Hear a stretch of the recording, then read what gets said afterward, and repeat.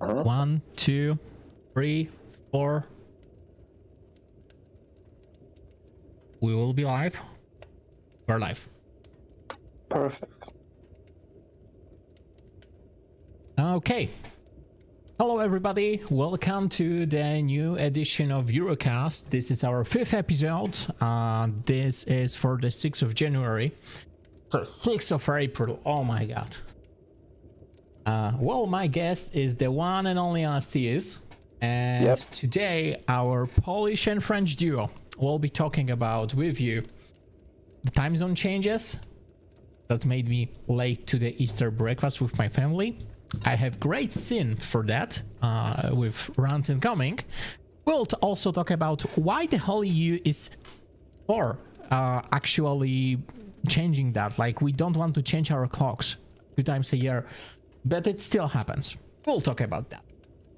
Also, small changes. We moved the podcast to Saturdays because it's easier for us with our work schedule, things like that. So, yeah. Work is difficult to schedule. Exactly. And Fridays usually weren't even like partying. Fridays usually were like work for me. So that's why I missed so much. At first I was ill, then there was work. So that's why I moved the podcast to Saturdays. Also, guys, please note any problems with quality, things like that. This is my first time hosting anything live on YouTube. So yeah, please speak up. Also, there are weird arguments about like why a right to repair is bad. This is about fake parts spying on you. We'll talk about this one and I will tell you why it's bullshit. There is new Western Balkan funding from the EU that could flow there by summer. So this is good for prospective nations that could join the EU. Western Balkans is the side of the Balkans which isn't joined into the EU. It would be great to have a corridor to Greece even. And definitely lots of the countries there do match our values. EU and US AI cooperation, EU approach to AI in general. Also, we'll have Slovak election night on Discord, and Polish local elections are tomorrow, which means I cannot really talk about this because there is a law about election silence. We'll definitely talk about this next week. So, let's start this over. Let's go. Yeah, so let's start with my rant. Basically what happened is that I woke up on the Easter Sunday. I'm missing the days today, don't worry about that. I woke up, I looked at my watch and I saw, oh, there's plenty of time to go there still, and I went back to sleep. Which I think, you know, if this is your day off, it's not an unusual thing to do. Fatal mistake. Yeah. Exactly. It turned out this was a mistake because my watch was showing the old time and the time moved up by an hour. And this is the thing that happens like every year with me because I have this internal clock and when I just wake up, I'm basically dead. What about you, Anastasius? Myself, it depends on the day. If it's basically on, like you, a weekend, I can basically tell myself that I still have quite some times, but to be fair, I didn't quite catch the change, the jump forward by 1 hour. So I could just tell you that the mornings are quite difficult if you're already expecting something and that you have to force yourself to awake. It can be rough. Yeah, and then you're just sleeping like 1 hour earlier, 1 hour less than you should. So that also like compounds. It's really annoying, and it happens like every year. And I mean, sure, some people are like, yeah, but then you get an extra hour of sleep on that day, blah blah blah. It doesn't work that way. If you have consistent sleep schedule, like I try to maintain, it doesn't work that way. Your body really feels that, and the more older I am, the more of a situation and problem this actually is. Yeah. As an adult, sleep becomes more and more important. Exactly. And, you know, it won't change for like less. So let's start with articles. Yep. So yeah, we've had a plan to abolish daylight savings time. However, nothing happened with that. Like really, literally nothing happened with that. And the issue is that some countries are like, yeah, so now let's maybe do that. The summertime is the time we'll always have. And other countries are like, no, let's make the winter time this thing. I would argue that, you know, I can be with whatever, like I would prefer the summertime, but honestly, I can go with whatever. As long as this changes, I'm good with it.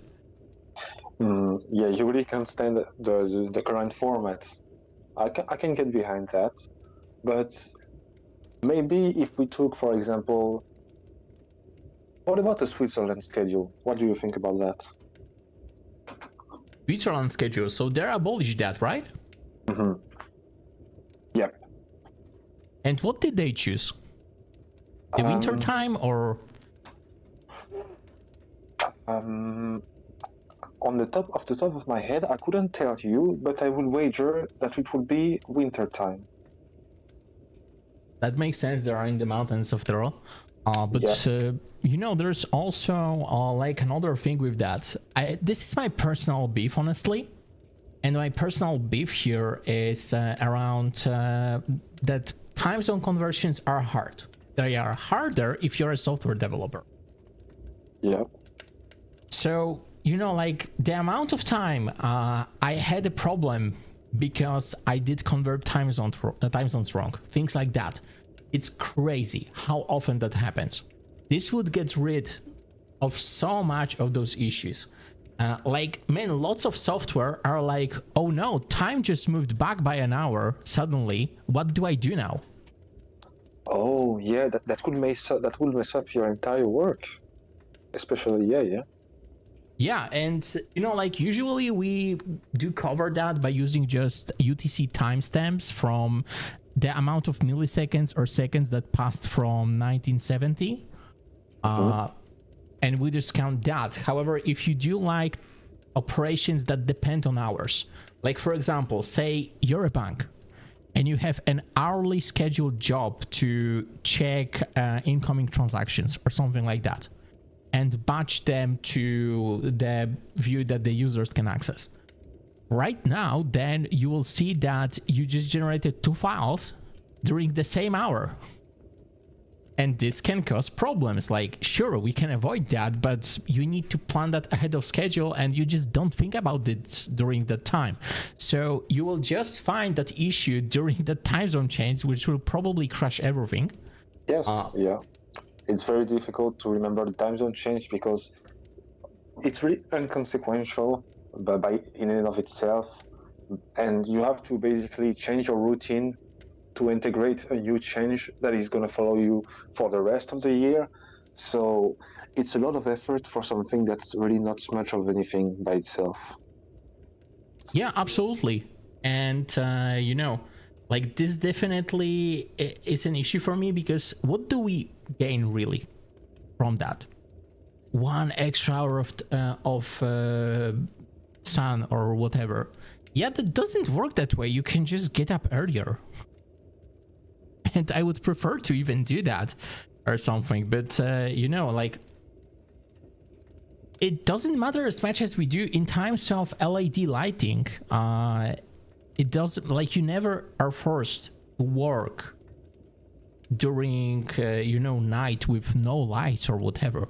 We don't work in factories that aren't lighted by electric lighting anymore. Electric lighting also isn't really expensive now. So I would really prefer that. Because consistency is key, and you know, this would avoid lots of problems with that. Like, seriously, the amount of issues I've had with that over my career is insane. If the EU were to implement something like this, I believe we should look toward a country that has already implemented something similar in China.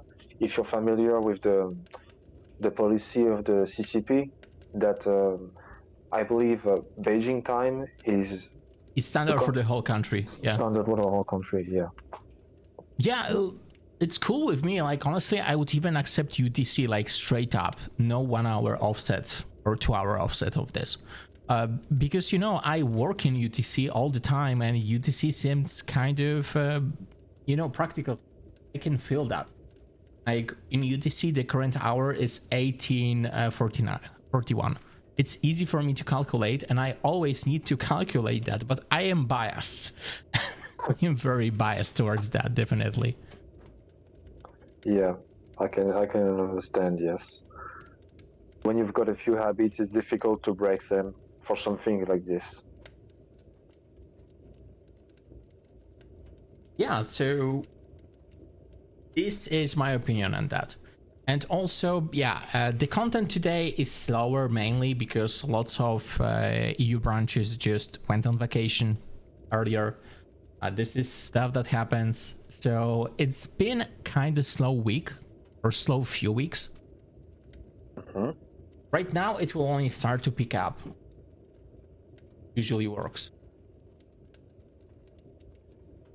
Yes, for myself, I can only say that it's about the same as you. I mean, I couldn't tell you if the rhythm is going to start to pick up at any particular point, but when it comes to the heavy industries, in any case, when it comes to work-related things, that's on the schedule per statement of the government.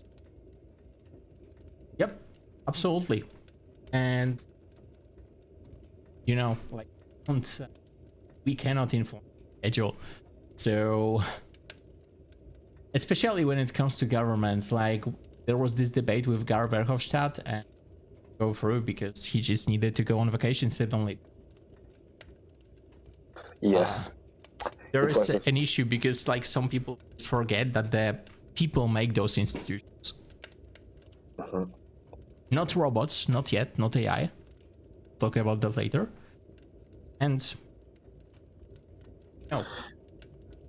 I will and restart my Firefox because so that's that. Don't worry. Sure. Yeah, sorry, my first time. Don't worry. That's why the warning is here. That's why you put the warning. Exactly. But yeah, to just fill the blanks. I mean, when it comes to the EU changing the clock, I believe everybody's going to want to change it to their times. That's why the disagreement is going to surface, of course. But yeah, the time that most works for them, and there is this part of selfishness. I mean, good selfishness. Better this than yeah. That's why maybe I suggested Switzerland to follow their model, because they're not in the EU, like officially, de facto they are, but that would be a symbolic gesture, I think. Yep. Okay, I fixed that. So, continuing on, I also want to rant about this weird argument that's anti-right to repair. That, hey, what forbids then if an unauthorized shop just creates a replica of your iPhone screen and plugs it in for you? There's no pairing, so you don't know if this isn't a genuine screen. Which, by the way, you can verify if the screen is genuine without pairing it by serial number. I can assure you of that. Okay. They just don't do that. Like, you can include a certificate per screen that's signed by Apple and just exchange information that way and verify it. So any genuine Apple part will be accepted. They just do pairing to screw with you. But like, there's this argument, and it sounds logical at first, but if you are me, if you worked in IT for as long as I have kind of an understanding of a realistic attack vectors, and this is such an unrealistic thing. Like, you just can't do that really. And the problem is, it would cost so much money. It would cost so much money to develop something.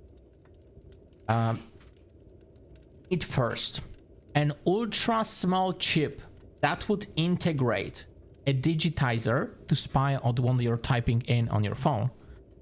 You would also need, on top of that, a chip that would transmit that wirelessly, because you don't have access to the iPhone, you just have access to the screen, right?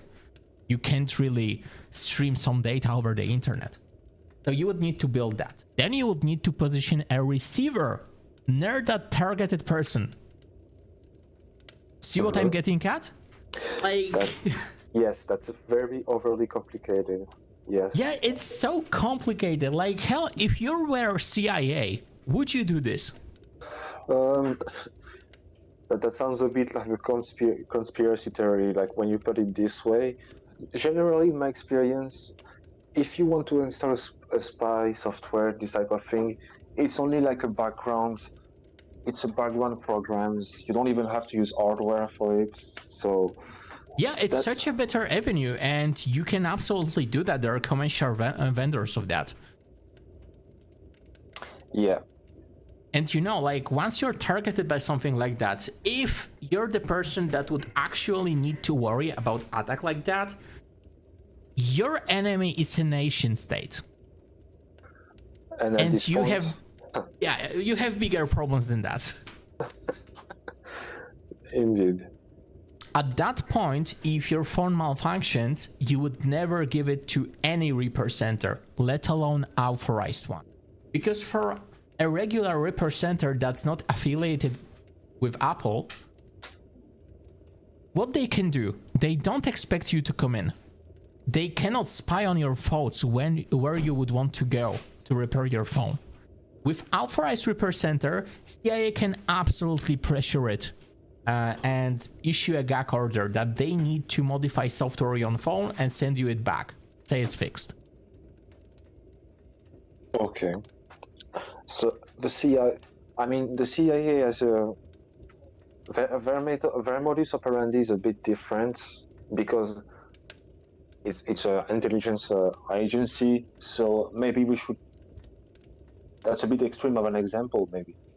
Yeah, but like, who else could target you with something like that, you know?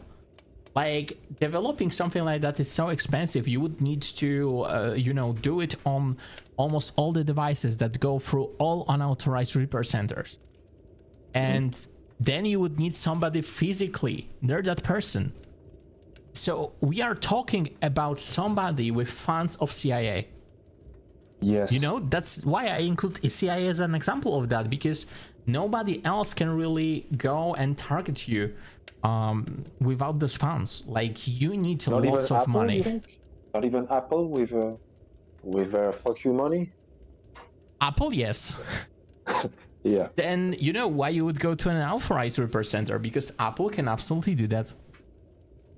That makes a lot of sense. So, and you know, you wouldn't even have to stay on the iPhone with that reasoning. Like, for example, big companies like Tesla, with their own parts, they could totally be doing something like this as well. Oh man, Teslas are almost always pared down as much as Apple iPhones are. So you have very limited availability of parts. Lots of them are paired.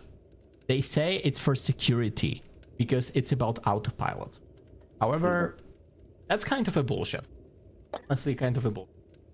Because, like... Okay, so somebody installs an unauthorized camera. Can you detect that it's a shit quality camera? Of course. Then reject it for that. Mm-hmm. Yes, you can't really tell it. Yeah, and Apple can absolutely lock out your car remotely without your knowledge. This is the scary part. Because I also believe they could potentially even make your car crash into a barrier if they wanted to at high speed. Hell, this is something that Autopilot does on its own right now, so... Well, yeah, you just have to ask Musk, really. You just have to look at the few Teslas and you'll find absolutely evidence of that. Yeah, and Tesla also has a history of disconnecting the autopilot seconds before crash, so they can say autopilot wasn't active during the crash. They're trying to loophole things to avoid. Yeah. Yeah, and you contrast it to everything else, right? Like, and those people worry about right to repair. I would say that things that are happening currently in the world are way worse than that potential attack vector of an unauthorized screen in your iPhone.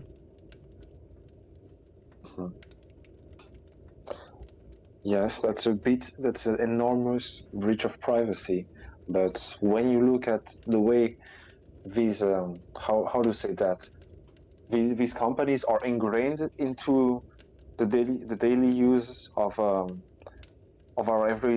everyday tools, it's really scary to think about. Yeah, it's also like really scary about that we get less and less rights, and this is justified by security, when in fact we have less and less security.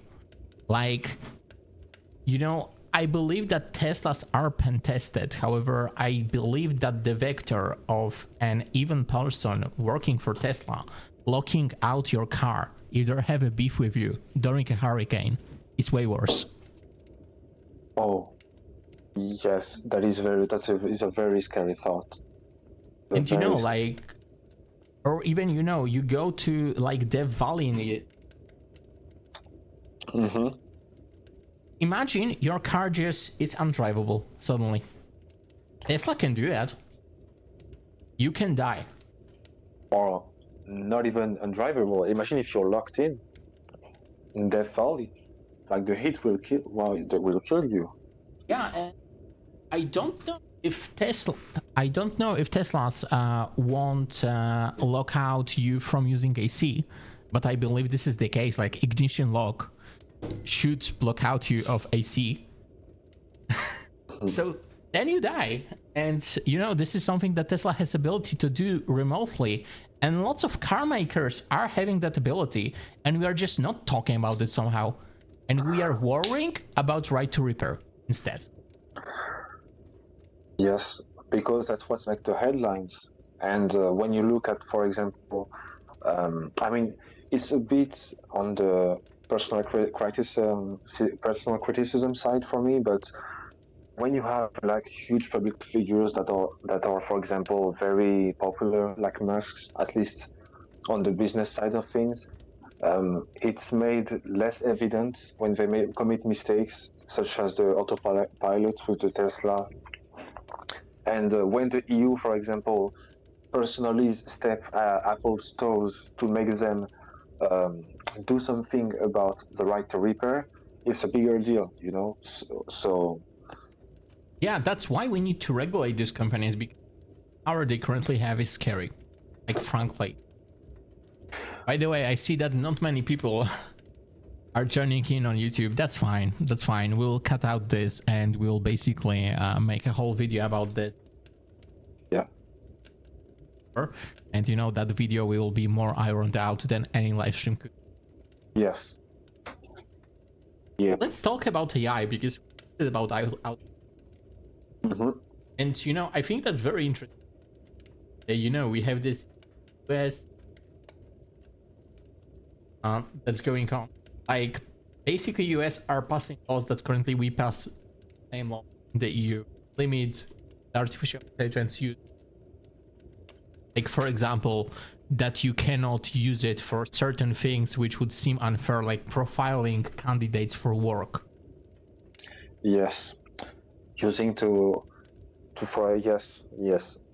And I was very surprised about this, because the US always had a more, at least I don't want to use the term liberal when it comes to profiling this type of thing, but they had a higher tolerance at the very least. Personality tests, they're a thing in lots of companies in the US, and I think they're abhorrent, honestly. Personality tests? Yes, they make you take a personality test, and then can disqualify you based on the results of that. Yes. The fact that you can be profiled simply on a few criteria that are set arbitrarily because AI is learning from our data, so it's not even really objective. That is a very scary thought. Yeah, and this is something absolutely is starting to happen in the US. So, like, it were starting to happen. So I'm good that this was called, because if a robot decides if you get hired or not, that's crazy. Like, I manage hiring processes, and this sounds like the worst thing to me, because then you aren't hiring on merit, really. And this is a big part of what I do. Like, I always want to hire on merit, and I always want to give everybody a chance because they can surprise me. Like, seriously, if you send a CV for me that doesn't seem impressive almost at all, Yeah. I will probably take a chance on you to speak with you at least 15 minutes to find out who you are about. And this is something that just, AI part, like, would disqualify that. You wouldn't have that way to go up the ladder. Yeah, the human factor is the ability to put things into context. Yeah, and they say that, oh, this will help to make it faster so you get hired faster. No, that's bullshit. They just want to fire the hiring people. That is strange, because isn't that basically shooting yourself in the foot? Because the hiring process is the part that is supposed to basically assure the long lasting lifespan of your company. You have to filter elements based on your preferences. So yeah, like you need to find that person. That's true, and the AI will never be able to do that. This is lots of the part of kind of a gut feeling. Like, you need to judge that person, you need to speak with them. And the other part that I found really weird are those like videos, like one-side interviews. Like, tell us who you are on video, which is just, why do you need that? Like, honestly, even when I'm on a hiring process with a person, when there's like live coding task or something, I usually prefer to not increase anxiety in those people and say, hey, you can disable your camera. You don't have to show me your screen. I will know if you use some tools that I didn't allow for. Oh, yeah. Once again, the human factor. Exactly. And, then you're just shooting yourself in the foot when you just go to Stack Overflow and copy the first answer or ask AI. Like, you literally shoot yourself in the foot, because I will ask you to explain it to me. Yeah, that's basically cheating during the tests. But yeah, if you have to ask the professor asks you, you look foolish. Yeah, like, I can tell when somebody is bullshitting me because I know these things, better than the inside of my pockets. So, did you have that happen to you before? Yes, I did. Oh. Like, the way I conduct interviews, I know this opens an avenue for cheating. And I don't want to change that. Like, I want that person to cheat on the interview so they don't cheat at work.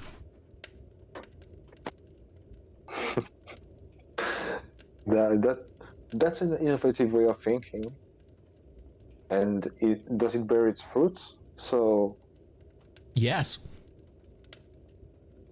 Yeah, I don't want to brag, but I've hired more than a dozen of people. All of them were excellent at their job. And usually my interview with them was always different. Like, it always did flow different. This is also a part that I really value, because I want to, accommodate that person. One time I remember, oh my god, this was horrible. So, a hiring agency did basically grab a person that was in a wheelchair that didn't match our desired qualities at all. So I spent an hour with them just explaining, like, what do you need? What do you need to learn still? Mm-hmm. And you know, that person was very happy with that. But I felt so horrible because, you know, that guy was really mobility impaired. This should be remote, but they sent him to us and they didn't even mention that. Oh. Yes, that is. Yeah. And Do so, you know? Yep. in your experiences, basically, every single interviews that you've had was different. You've met different profiles with different situations, and from what you've seen, you could definitely tell that an AI wouldn't be able to do a case-by-case basis to still have a successful hiring process. Absolutely, because AIs are predictable. And that's the quality we value with them. They are predictable. They generate predictable answers. And, you know, when you're hiring somebody, you need to judge usually how they can operate when there are unknowns. Yes. Yeah. I can understand that. AI just cannot do that. And, you know, at that point, if you just analyze the AI using CVs, I don't think this will work out for you because lots of people have shitty CVs because they are just bad at making them. I'm good at that. And I know that this did give me a boost in my career, but I don't feel like it should be an important part. It was, unfortunately, but this is something that I want to change. And my approach is the part of that. Yeah, I can understand that. I can totally see that. Because, yeah, like, and in the case, I don't know the specifics on how such an AI would work in theory, but if it's predictable, and at a certain point, you'd still get the same questions, the same expectations, and hypothetically, candidates would be starting to simply adapt to them before the AI could adapt to the candidates. Yeah, absolutely. And you know, when it comes to that, they will definitely adapt to that. Because if you can get a hold of that AI, you can just make a CV after CV until the AI says it's perfect. Yeah, like, and like you know, is that a quality you search in a candidate? You know, kinda. When I think about it, I would hire that guy. But you know, this isn't the thing you want that person to have. Like, this isn't the quality you search for. You search for different things, and AI could never adapt to that because AI will never know what you're facing day to day in work. AI doesn't work here. No, it doesn't. That's also like why every time when the whole recruitment process is delegated to a hiring manager, I'm always very against that. I need to be very hands-on during hiring, and some people find it annoying, but you know, like, I know what guy I need or girl. Okay, so I know that you have live terrain experience, basically. Yeah.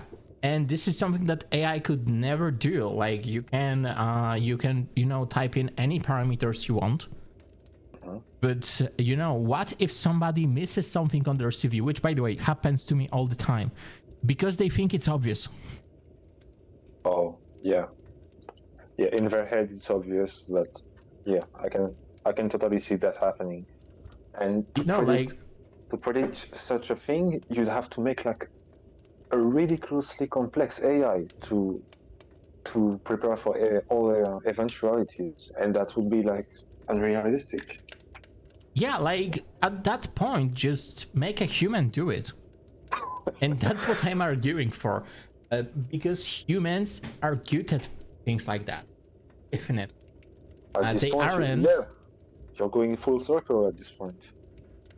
Yeah, absolutely. And you know, like, how a human can be worse than an AI if they work in that department.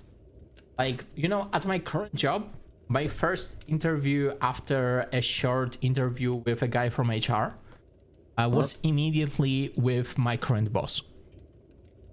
Okay. And then my next interview was with CTO. And this is a good interview process.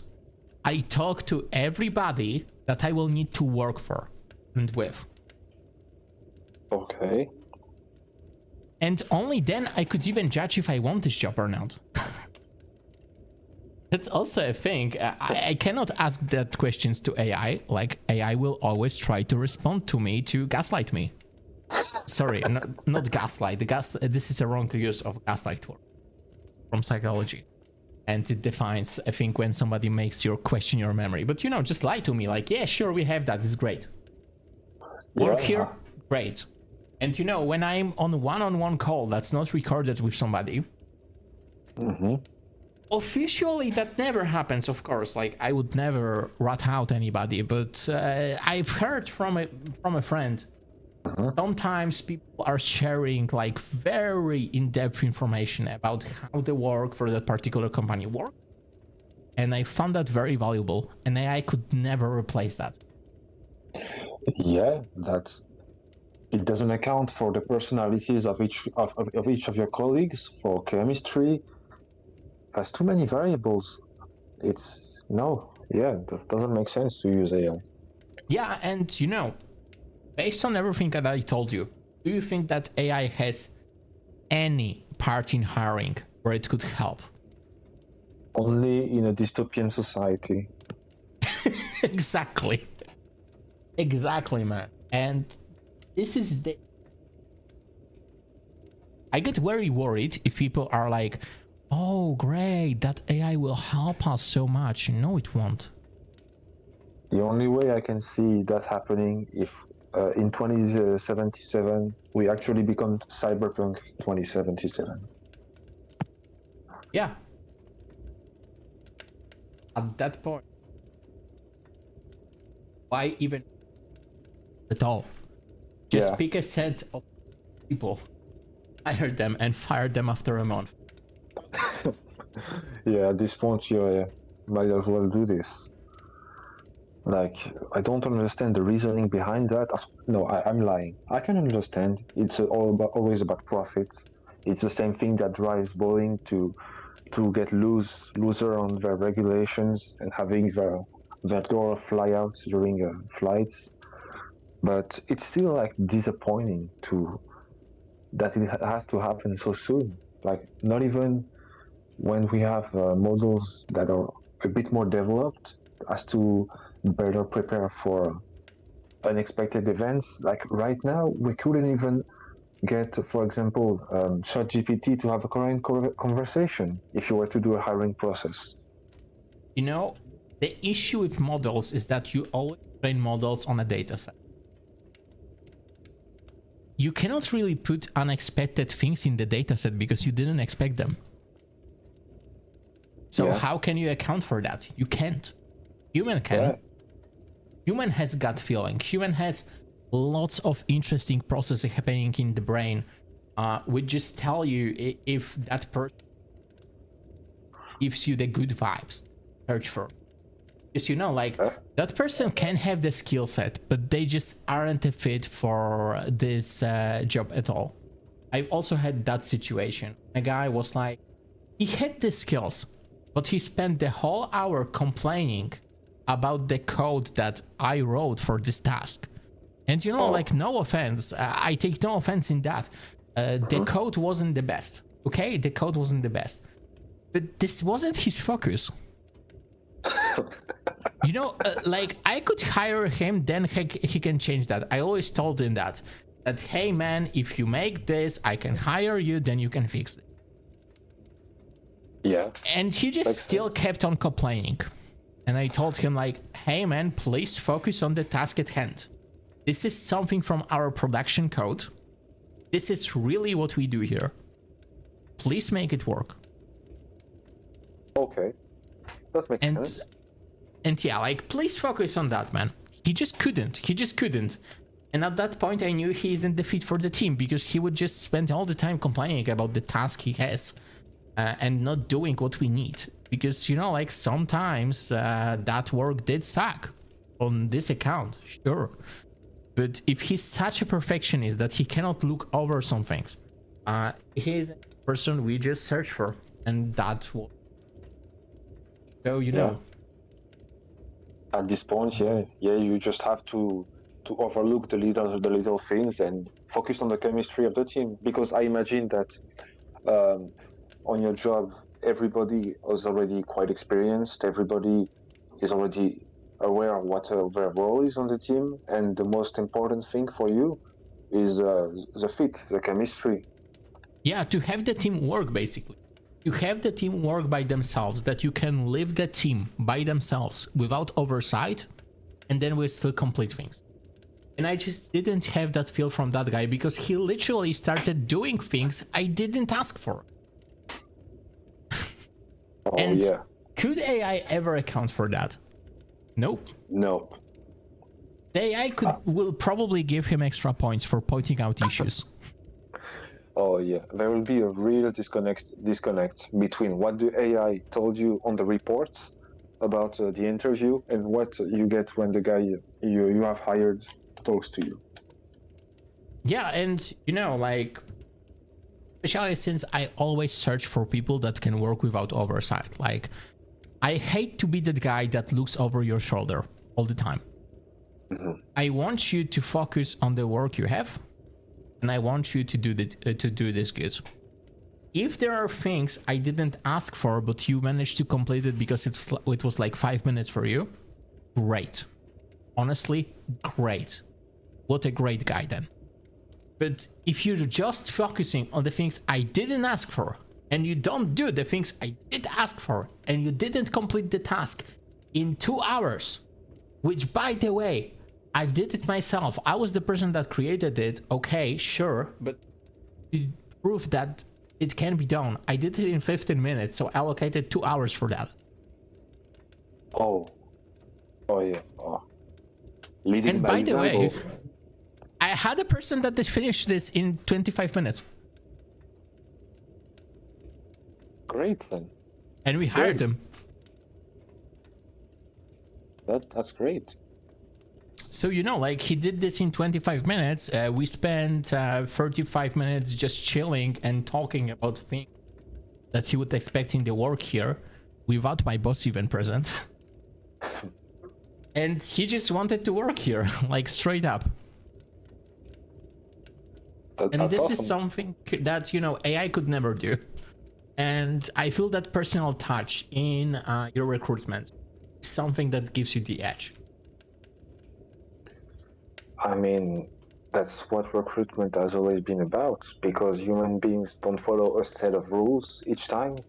We always have our own personalities, and it's an attempt. It's like a misguided attempt at fitting people in a box because you want to make a few more bucks. So the problem is always with the upper management.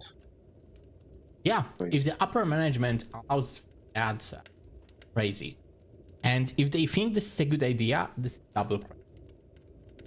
So, you know, like, definitely this is something that needs to change really, because I feel like lots of the companies, especially in the US, are just focused on the little things, making another cent here and there, instead of focusing on it being a good place for work, so you'll have the best people and you will be on top.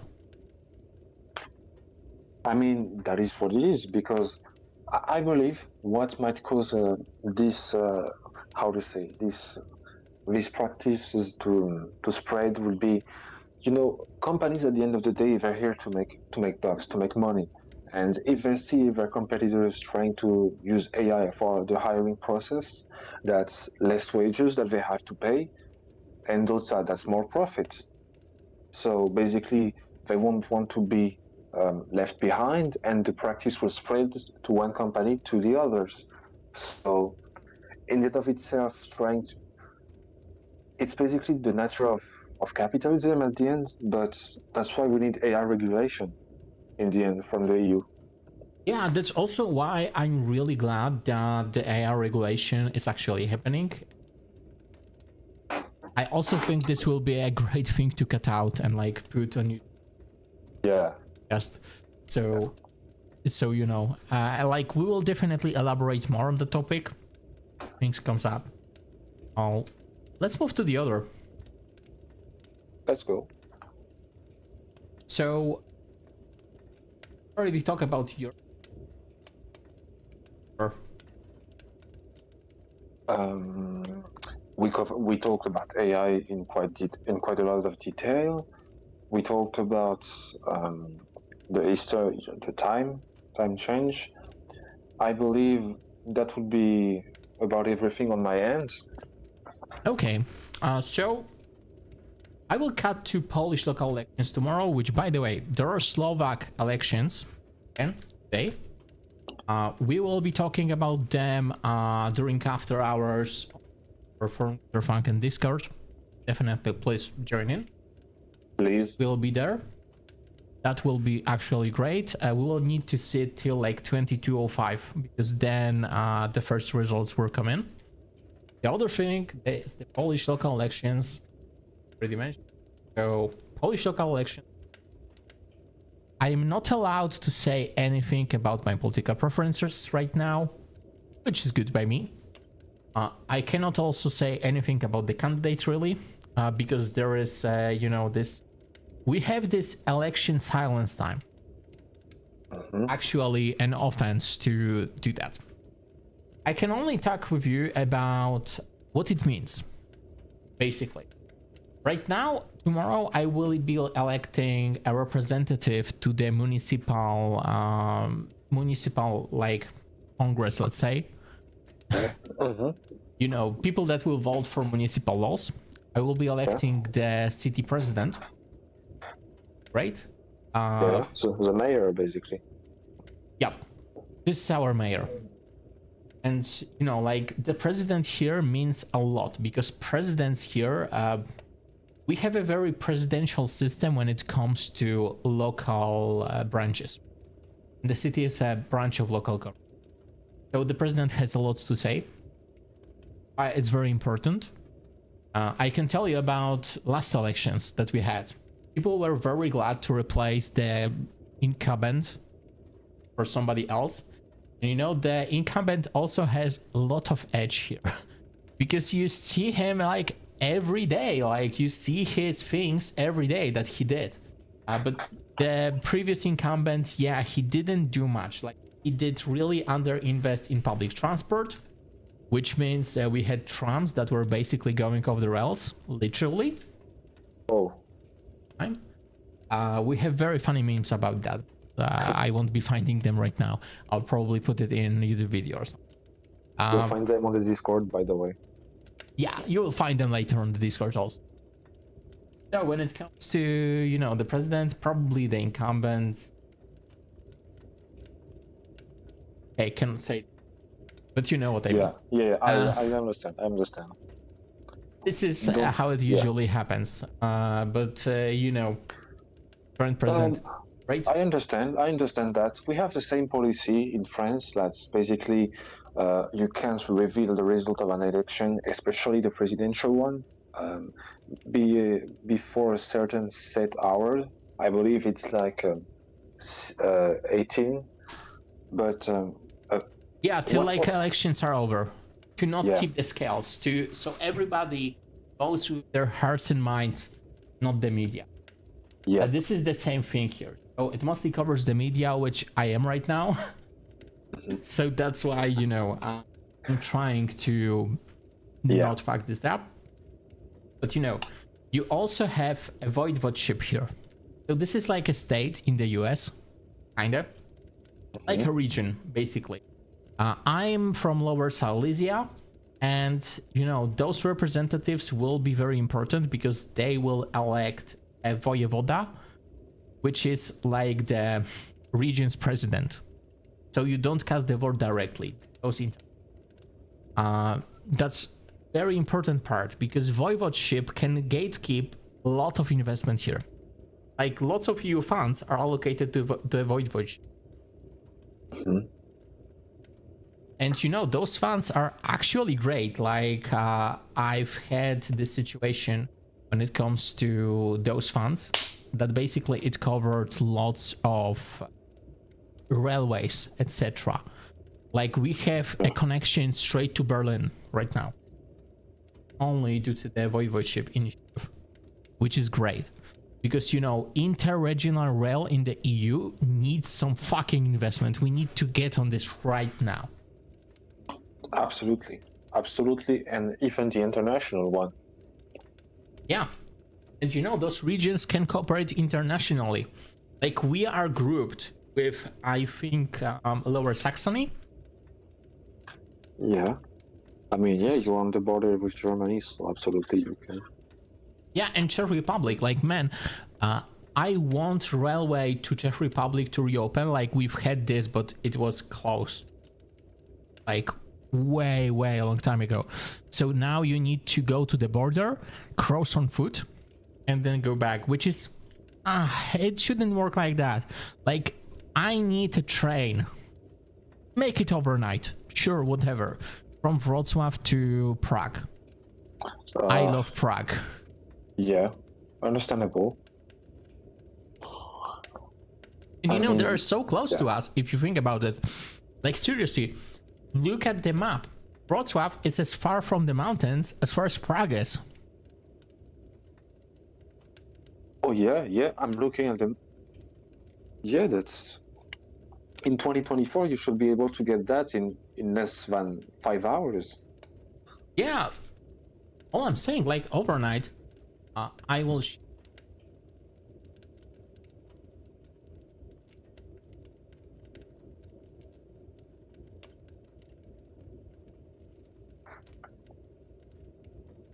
A really beautiful region. Yep, it is. It is. I heavily recommend vacations here for like Yeah. anybody from outside. Like, seriously, on the Polish side, on the Czech side, whatever, it's great. So you can see that you can drive to Prague in 3 hours. Why the hell don't we have a train that does the same? If you could drive in 3 hours, you could take the train. Yeah, yeah. That's absolutely within the funds of the EU to do that. But I believe it would be better if it was a EU-wide initiative. I mean, that's what the TNT is basically. But I'm surprised that Poland hasn't taken the initiative for that. By the way, the public transit thing. What a joke.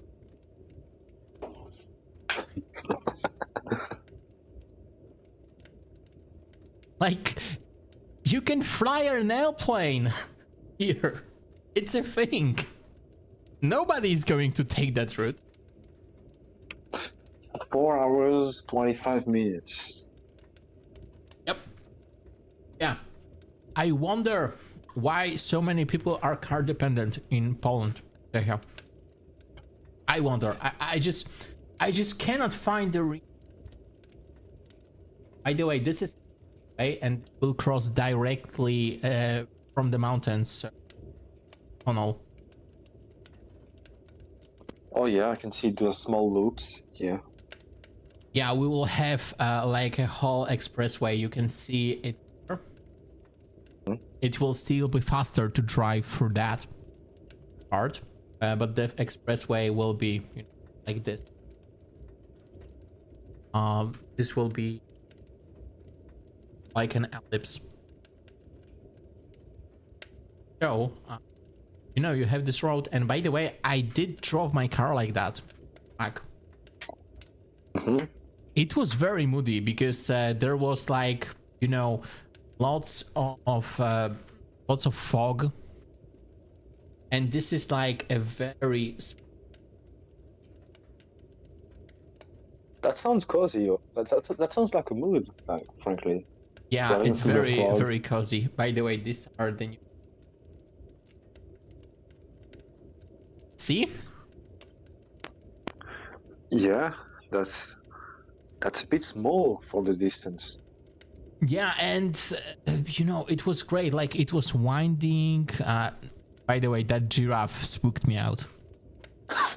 I will say this was good. And by the way, this is Polish border guards here.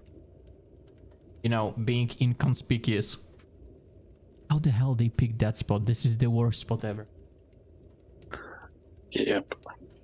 Yep. And yeah, this was me driving from one country. It's great. Very, very cozy. You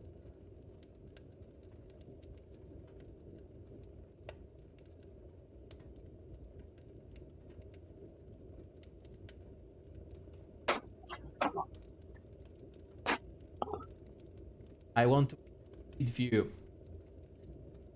Oh yeah.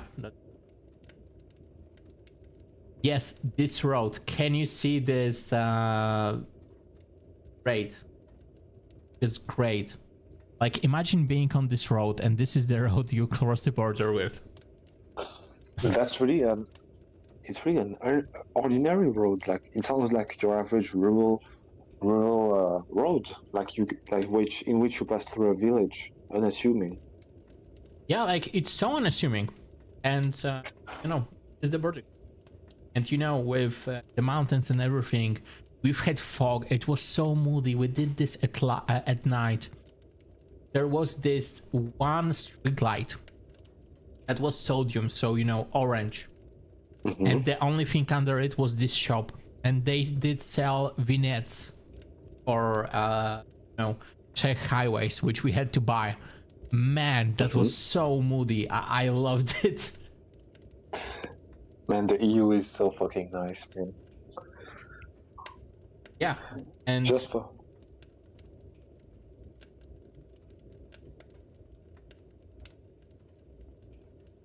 Yep, this is the road you cross. The border with, yeah, that's... So is there like an official limit? Like, is there a different legislation for each side of the line? How does it work? Yep. When you cross it, there is a different registration for that. I will find.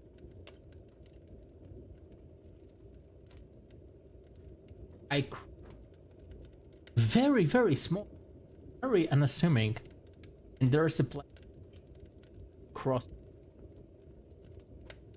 Yeah, sklep alkohol piwo, that alcohol and beer.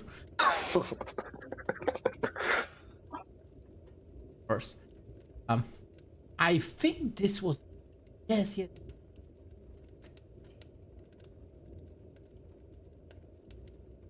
Yep. You can see which side is Polish because the road is better. Yep. No, this isn't it. Like the place I was at was perfect. It was like this mountain. You drive up to this mountain. It's quite steep, actually. Like beautiful. A countryside that looked like in Witcher. I swear. Yeah. So this was like over those mountains, like somewhere there. Or there. That's beautiful. And you just cross it in a mountain. You just go up a bit.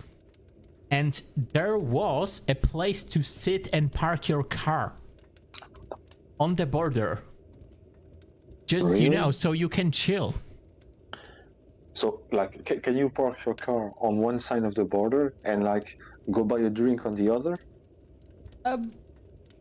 Not really. There wasn't any place where you could buy a drink there. 0 out of 10. Sucks. But like... You technically could if you brought something of your own. And there was this place to sit. There was a plaque about Polish-Czech friendship, which also was so great. And I need to find it. I really need to, because it seriously looked like from The Witcher. I just sat on that bench, smoked a cigarette, drank a non-alcoholic beer that I bought shitloads of in Czechia. Mm-hmm. Because like the whole thing we planned was to drive our car over to Czechia, nothing else. Yeah. So I will try to find it, and maybe I will mention it on the start of next. See, because the views, they were perfect. Like, seriously, I wanted to stop over, and when I saw this bench, I was like, oh my god, you knew me, you bastards. I mean, I can absolutely believe it. Like, Central Europe is beautiful. Like, it's really a magical place. When you take in the architecture, the nature, everything is beautiful. Yeah, like, when it comes to Velen in Witcher 3, this is totally inspired by Polish countryside. And... not only Polish countryside, Polish, Czech, Slovakian, Belarusian, Ukrainian. our countrysides are usually like meadows.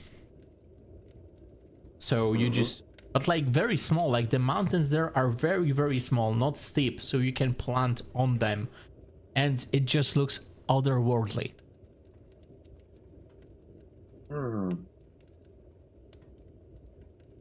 You know, like places from Lord of the Rings, or Hobbit, they filmed in New Zealand. Yeah. Yeah, you have the countryside, which have the same places, basically. And yes, I know that I just show a shit when I should just show this thing. Yeah, I was trying to think in the background, but... Better. So yeah, we passed an hour, I think. Yeah. No, I just hope that this region gets better. Honestly, like, that's my only hope. And by the way, you can see how arbitrary the borders in the Union times. Like, come on, this. You know what I mean? This is some bullshit. Like, look at this. It was drawn by a drunk person trying to make a straight line. I mean, it's the Soviets. It's basically an euphemism. Yeah, and by the way, rooms at the border. You can rent a room here to be on the border. Holy hell, you know what? You know what? I might soon. Next Eurocast on the border. Look at that. Looks cozy. Yeah, like probably I can camera remotely. It's not like this place doesn't have 4G.